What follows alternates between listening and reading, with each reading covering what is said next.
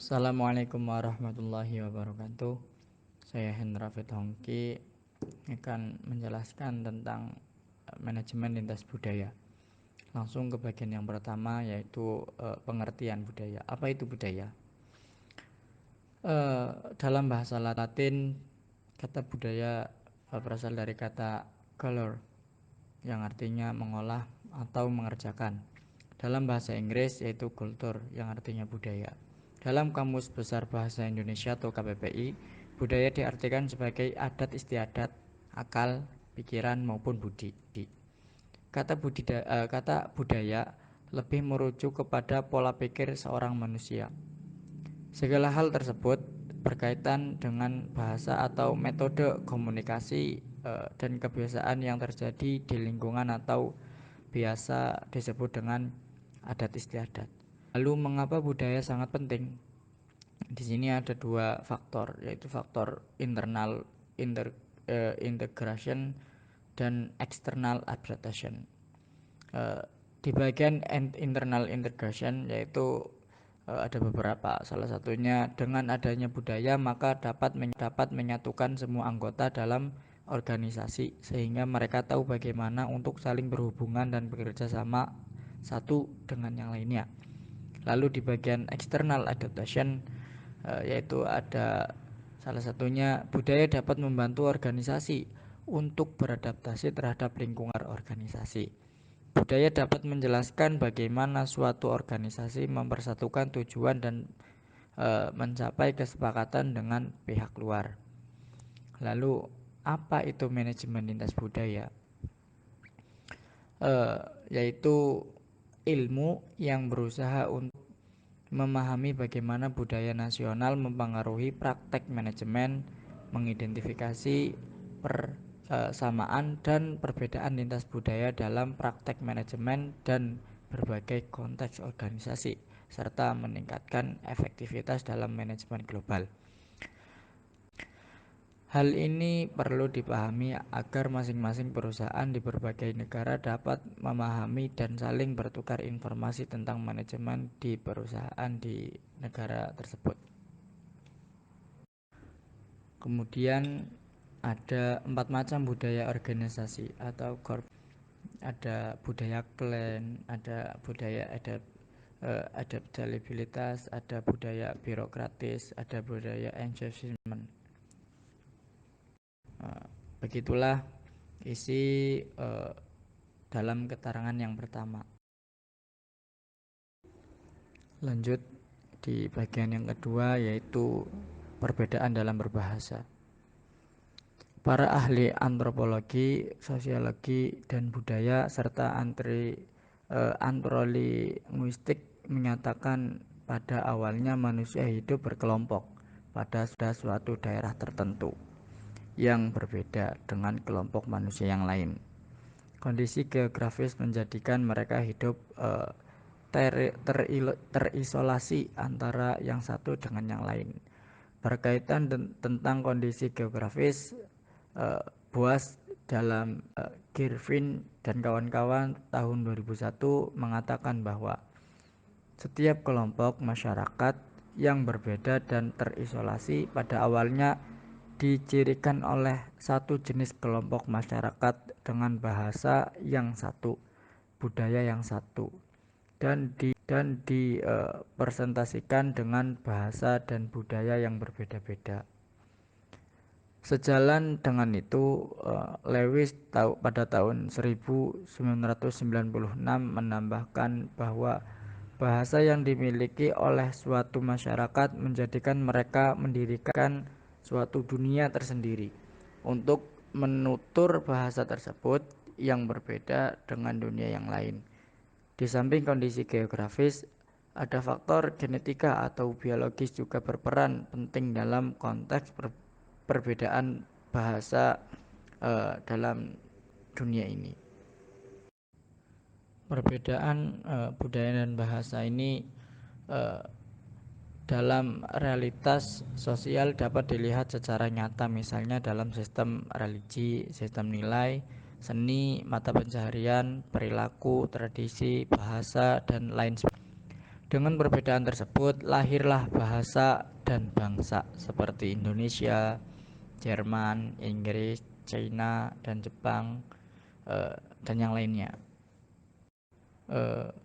Kemudian konsep dan gagasan yang berbeda pada tiap bangsa, yaitu ada parochialism, yaitu kecenderungan untuk melihat dunia dengan pandangan dan perspektif.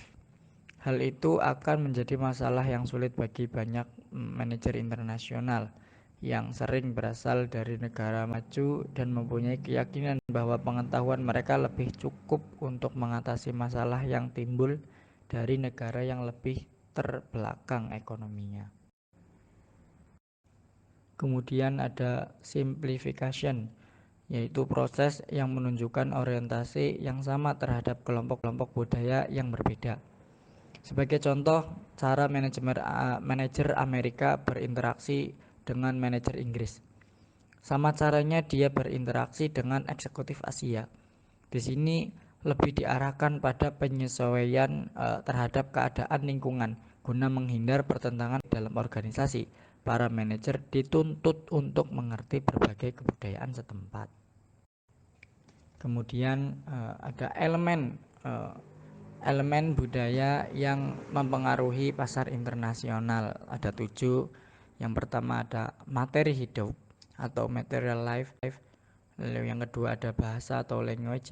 Yang ketiga ada interaksi sosial. Yang keempat ada estetika. Yang kelima ada agama. Yang keenam ada pendidikan. Yang ketujuh ada sistem nilai. Lalu keterangan selanjutnya yaitu tentang kultur shock. Istilah kultur shock diperkenalkan pertama kali pada tahun 1960 oleh ahli antropologi yaitu Calvero Olbert. Kultur shock yaitu sebuah kondisi atau keadaan di mana mental yang timbul akibat adanya transisi dari situasi atau lingkungan yang telah dikenal dengan baik ke lingkungan baru yang berbeda. Dan berbagai kebiasaan yang kita ketahui selama ini tidak efektif untuk diterapkan pada lingkungan yang baru.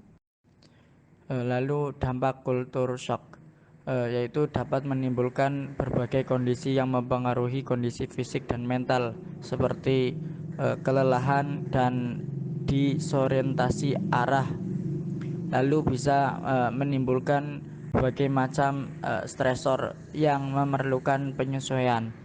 Stresor dapat berupa masalah komunikasi, isolasi, kesulitan dalam penyesuaian diri. Berbagai reaksi ketika mengalami kultur shock, yaitu sikap pesimis terhadap lingkungan baru, bingung dan disorientasi, terus takut terhadap penolakan, sakit perut dan kepala, homesickness, lalu merindukan keluarga dan teman, takut kehilangan status atau kehilangan rasa percaya diri, yang terakhir cemas. Ini kemudian ada beberapa fase dalam kultur shock. Yang pertama itu excitement phase atau masa bulan madu atau honeymoon. Lalu ada kultur shock yang kedua yaitu masa krisis, ada adjustment phase atau masa pemulihan. Lalu yang keempat ada mastery phase atau penyesuaian. Dalam masa excitement phase atau masa bulan madu, yaitu pada tahap ini individu dipenuhi dengan rasa senang, harapan baik, dan berbagai hal yang indah yang mungkin didapatkannya pada budaya yang baru. Lalu pada fase kultur shock atau masa krisis, tahap ini dimulai ketika individu mulai menyadari adanya perbedaan keadaan pada budaya yang baru dan mulailah timbul berbagai masalah yang menyertai. Sebagai contoh seperti adanya kesulitan dalam proses adaptasi dan komunikasi. Lalu pada fase adjustment phase yaitu masa pemulihan. Fase ini ditandai dengan adanya pengertian individu terhadap budaya baru. Individu akan merubah dirinya dan menyesuaikan diri agar sesuai dengan budaya dan kebiasaan yang baru. Lalu yang terakhir ada effective functioning phase atau masa penyesuaian. Pada tahap ini individu memahami berbagai elemen penting yang terdapat pada budaya yang baru, yaitu ada nilai, lalu pola komunikasi dan lain-lain. Individu sudah merasa nyaman dan dapat berfungsi dengan baik di dalam masyarakat. Kemudian dampak positif culture shock, yaitu adanya keterlibatan individu dalam mempelajari budaya baru dan tidak terperangkap dalam budaya yang dapat mengisolasinya dari masyarakat. Merupakan kesempatan bagi individu untuk mempelajari lebih dalam mengenai budaya sendiri. Kemudian ada melatih kemampuan individu untuk menjadi bagian dari masyarakat multikultural.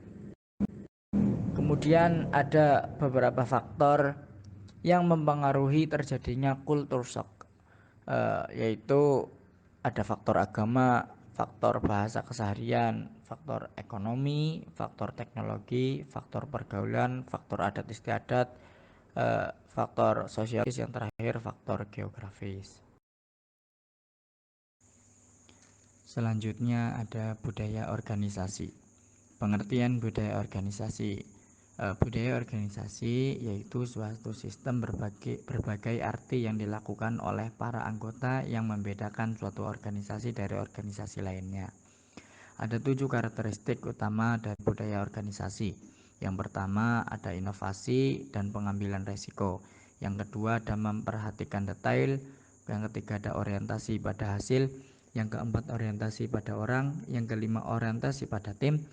Kemudian yang keenam ada keagresifan. Yang terakhir ada stabilitas. Lalu ada 3 tingkat budaya organisasi. Yang pertama budaya organisasi yang tampak atau visible. Yang kedua ada budaya organisasi yang tidak tampak atau invisible. Yang ketiga keyakinan yang paling dalam atau asumsi-asumsi yang tersembunyi. Lalu apakah organisasi memiliki budaya yang seragam? Disebutkan bahwa individu yang memiliki latar belakang yang berbeda atau berada di tingkat yang tidak sama dalam organisasi akan memahami budaya organisasi. Sebagian besar organisasi memiliki budaya yang dominan dan banyak subkultur, di mana budaya yang dominan yaitu mengekspresikan nilai luhur yang diberikan oleh mayoritas anggotanya dan memberikan efek kepribadian organisasi yang berbeda. Subbudaya yaitu budaya kecil di dalam organisasi, cenderung berkembang di dalam organisasi besar untuk merefleksikan masalah. Kemudian ada fungsi budaya. Ada beberapa fungsi budaya, yaitu yang pertama, budaya memiliki peran untuk mendefinisikan batasan. Yang kedua, menyampaikan suatu perasaan akan identitas bagi para anggota organisasi.